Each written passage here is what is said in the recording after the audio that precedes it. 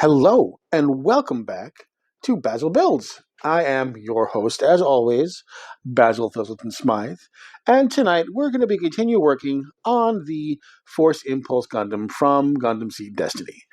As of last time, you've seen that we have just about gotten everything done on the outside. Here is the Force Impulse Gundam with the Force Silhouette Pack on and intact. Your little thrusters in the back there, but there is some more to do. There are some accessories and other things to do before this model is completely done. So let's get to that.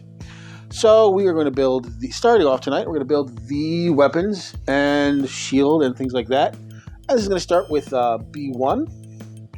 We are running out of runners. Most of my runners are actually done now. I've got maybe 1, 2, 3, 4 runners left, which means that we've obviously been making plenty of progress.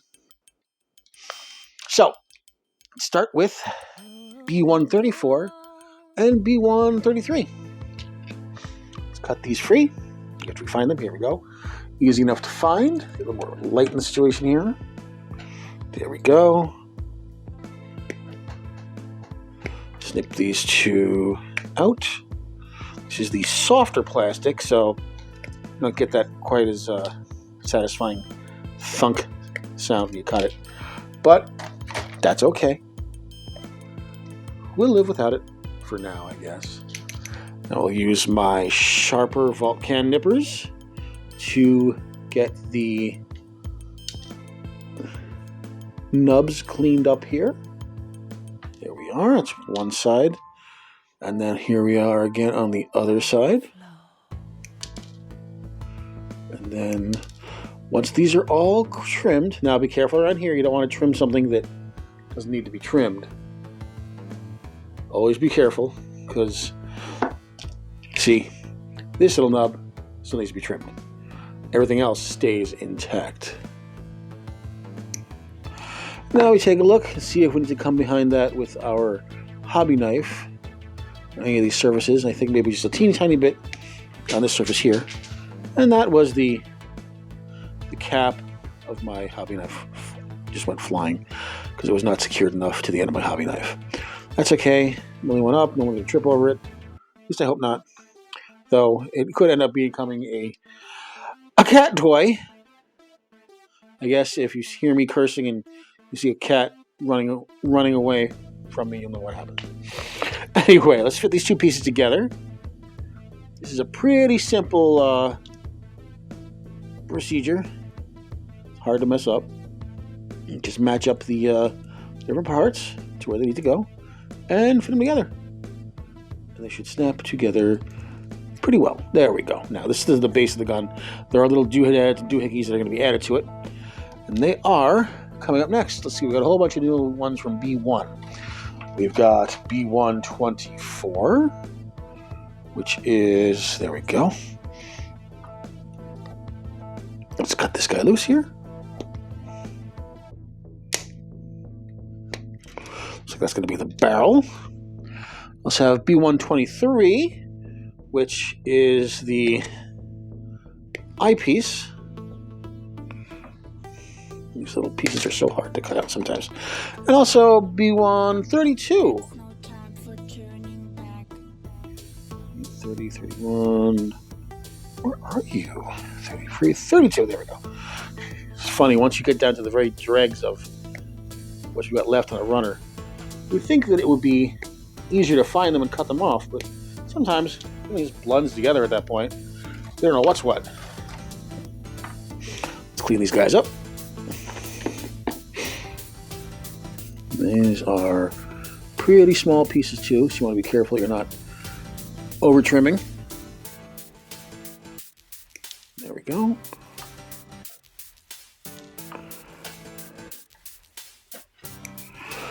Get rid of some of these nubs so they're not in the way. You don't want to confuse a nub for a piece and vice versa. Ending up throwing a piece out that should have ended up in the nub pile by accident. And then you don't have anything to fix it with, and then you feel kind of dumb, don't you? Okay, now we're going to finish trimming this piece up.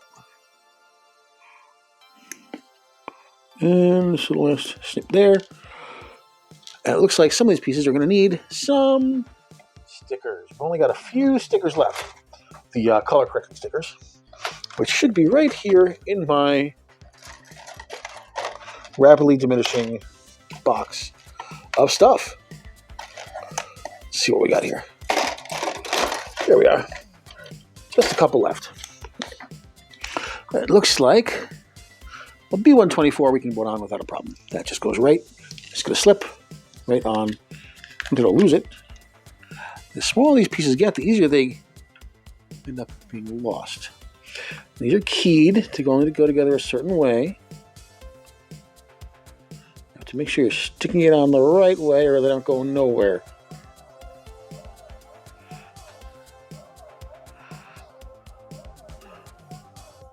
Here we go. That looks like that's the flat part, right? Nope, that doesn't look right either. There we go. See? Only was in one way. Now that's in. Let's see. B132 is the handle. It goes in right there. This is meant to rotate. As you can see, there's a little bit of a nub there. You're going to clean that up right now. We'll go in with this, and then we will do a little pokey scrapey. There we go. Remember, don't make it worse. There we go. And let's see, where do we put the sticker? It looks like we need B123, which is this guy here, gets sticker 9. Sticker 9 is this little silver gray guy here. So very carefully with the flat of our hobby knife, we'll pry this guy off. Careful not to screw anything up. There we go. Ta-da!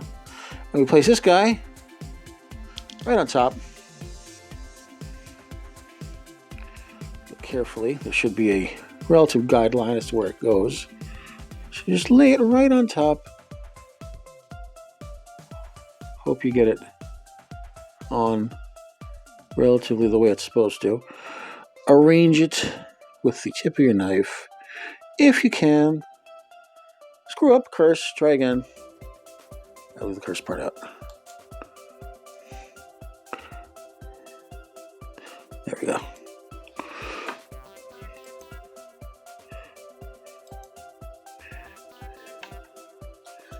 Almost.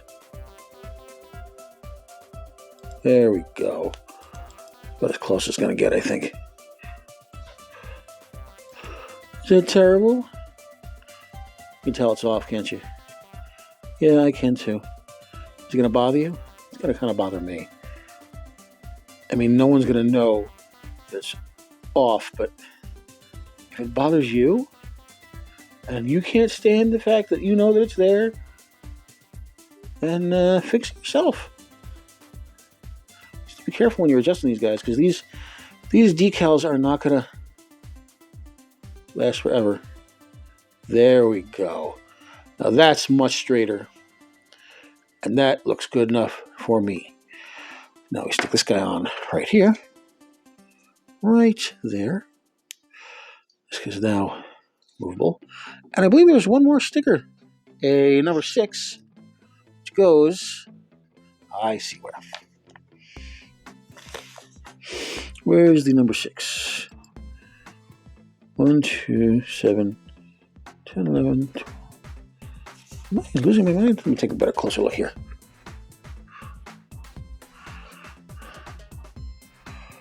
Ah, there it is, down at the bottom left. 6. Let's do the same thing with this guy here. Just pull it out gently without messing anything up. There we go, and this goes on this spot right there.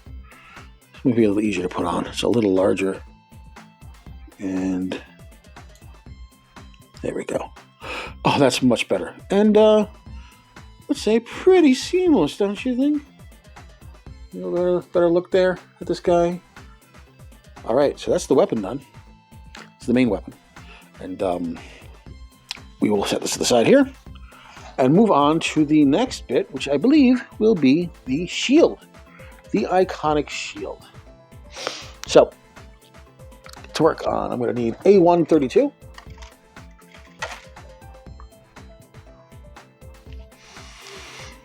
A132 coming up.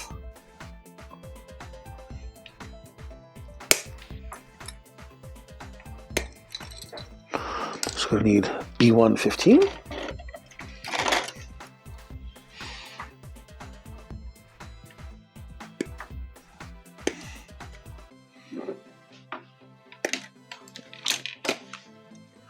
And F1, the last bit on my teeny tiny yellow runner. So let's cut this guy free.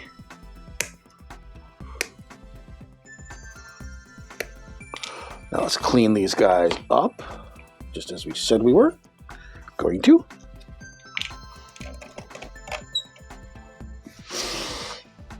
Clip here. There and there. Remove these nubs out of the way. Some more clipping.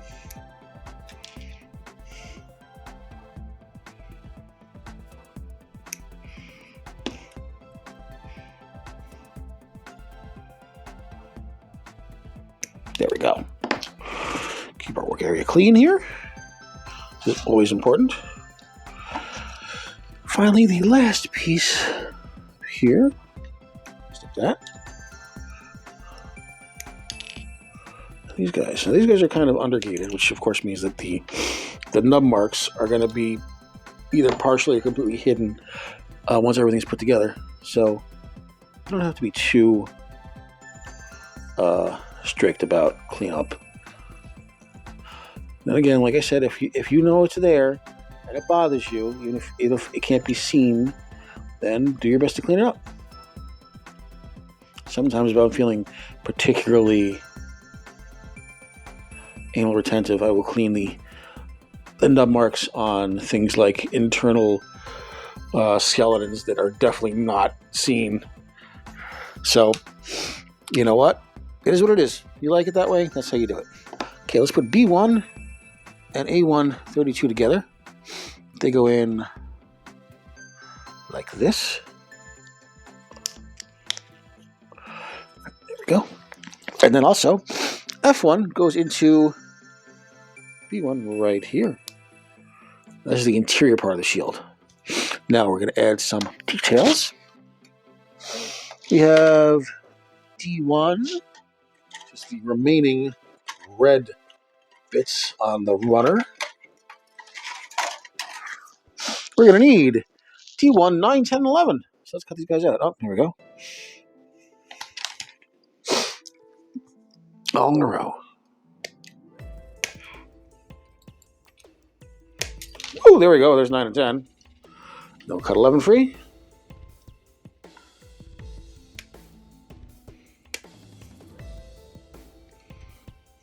All right. Let's trim these red pieces up.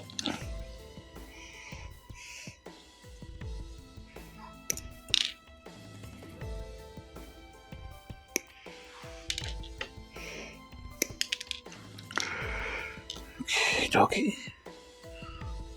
It's always at this point in the model where I get really excited about having it almost finished, where I tend to speed up a little bit.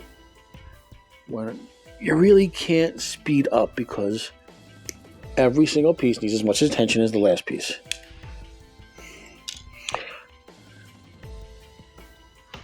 Or if you feel it needs it anyway. All right, now let's clean up these red pieces a little bit. Now I think these are going to be kind of undergated as well, so this is more for making sure that they fit flush than aesthetics. That's what I tell myself. That's what I tell myself to justify the amount of finagling that I'm doing. It soothes my obsessive compulsive tendencies. There's something about order and making order out of chaos that is appealing especially since, you know, entropy always wins the end. But fighting back against entropy as much as you can, knowing that you're going to lose anyway, it gives you a little something, you know? Makes you feel like you're at least trying. There we go. That looks looking really nice, isn't it? Put this guy on the top here, just like that. Yeah, that's nice. You can see these undergated parts mean that, for the most part, you do not see any nub marks, which is great. Now, to add a little more detail to this, what we got next here? A131, B115, F1, right? Yeah. Yep. I'm missing something.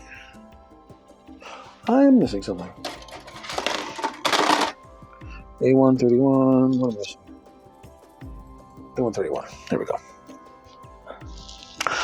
A131 goes, yes.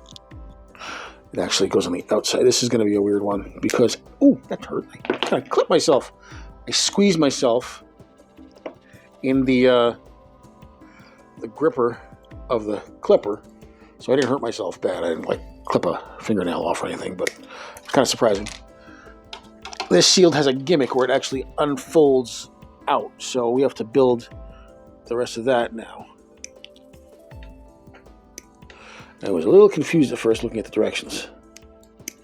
It looked like it just asked me to repeat some steps that I just done. But I believe that there's just a little care and attention to figure out what's going on here.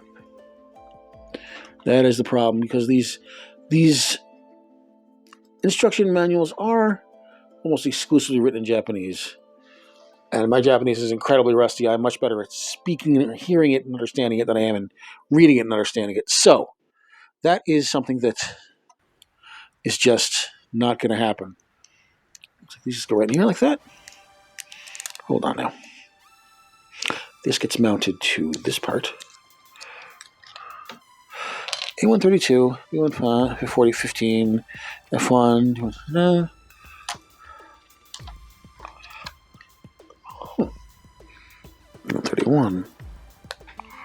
I'm confused. Take this off now? Is that what it's saying? See, this is where I'm very interestingly befuddled as to how this actually fits. It's telling me one thing and showing me another. That is, this part is right here. It's saying take this part out.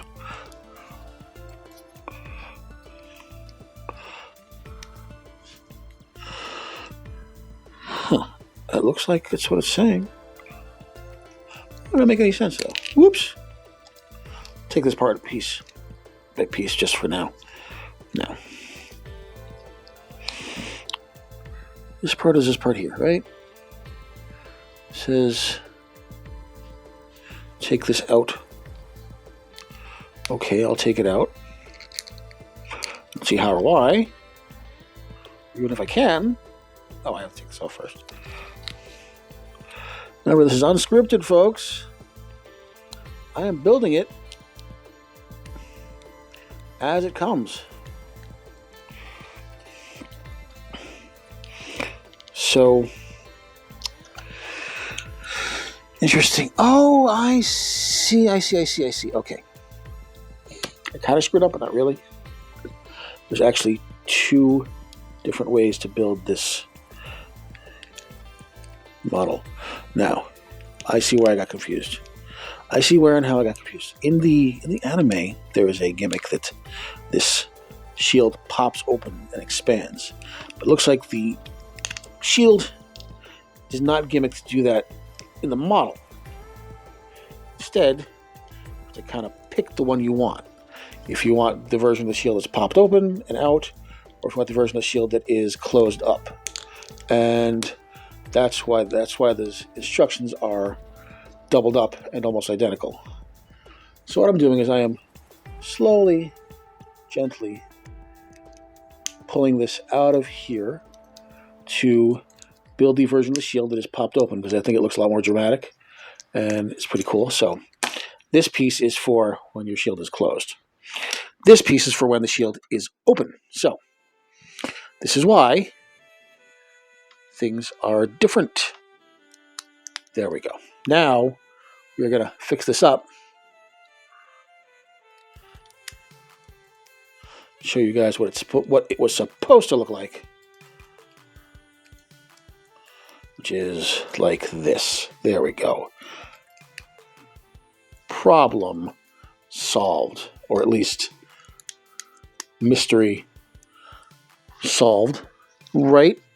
Yes, I guess. Yes, so what is usually supposed to be happening here is that, yes, in the anime, the sides of the shield pull out and pulls open, which is why it's what it looks like here. And then instead, it's pushed together. So instead of having a gimmick, which I thought they would, it's just two different shields instead, which is fine. There's nothing wrong with that. I was assuming that was not the case. And you know what? That's probably my fault for assuming that. Not a big deal. But at this point, we're pretty much done with the accessories here. A couple more things to do. I'm going to put the shield on Mr. Force Impulse's arm here. Cut this guy open here. And this goes on this way, I believe. Yes. And this, come here, sir. You get to be put on the arm. Like this, I believe. Yes.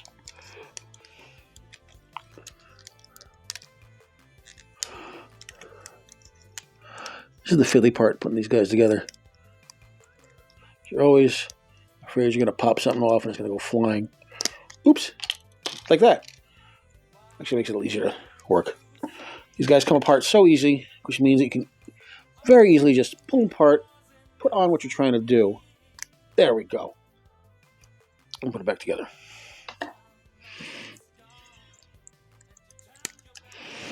And then back together at the waist. Or not. Let's go to all this waist here, boys. Gentlemen. There we go. So now, as you can see, Mr. Force Impulse Gundam has his shield and also his weapon. Now, at this point, this dude is just about done. He's ready for the final touches, which would be panel lining and, well, there would be decals, but those are all the decals. So he really needs to be panel lined, and he's done. So that's what we're going to do next time. We're going to work on panel lining, and then we're going to put this puppy to bed. So, as always, thank you so much for watching. Don't forget to like and subscribe, as my daughter Eleanor says, and we will see you next time.